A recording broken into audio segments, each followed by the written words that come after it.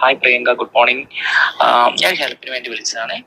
എൻ്റെ grand father നാളെ travel ചെയ്യുന്നുണ്ട് കൊച്ചിയിൽ നിന്ന്.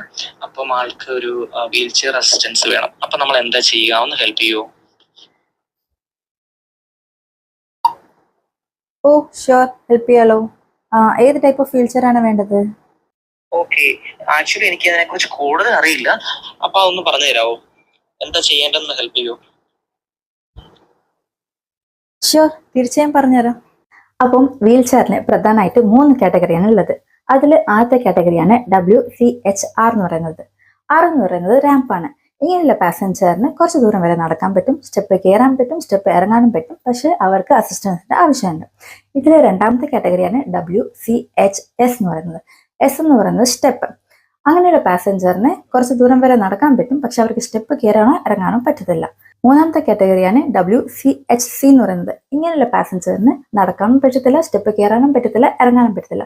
അപ്പോൾ അവർക്ക് ക്യാബിന്റെ ഉള്ളിൽ വരെ അസിസ്റ്റൻസിന്റെ ആവശ്യമുണ്ട്. ഇനി നിങ്ങൾ നോർമലായിട്ട് ടിക്കറ്റ് ബുക്ക് ചെയ്യുന്ന സമയത്ത് അതിൽ ഓപ്ഷൻ ഉണ്ടാവും, വീൽ ചെയർ ഓപ്ഷൻ ഉണ്ടാവും. അതിൽ തന്നെ നിങ്ങൾക്ക് ബുക്ക് ചെയ്യാവുന്നതാണ്.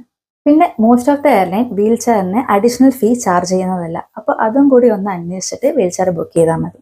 ഇനി വീൽ ചെയറുമായിട്ട് എന്തെങ്കിലും ഡൗട്ട് ഉണ്ടെങ്കിൽ കമന്റ് ചെയ്യുക. അപ്പോൾ ഇതേപോലത്തെ ഏവിയേഷൻ റിലേറ്റഡ് ഇൻഫർമേഷൻ വേണമെങ്കിൽ പേജ് ഫോളോ ചെയ്യാൻ മറക്കണ്ട.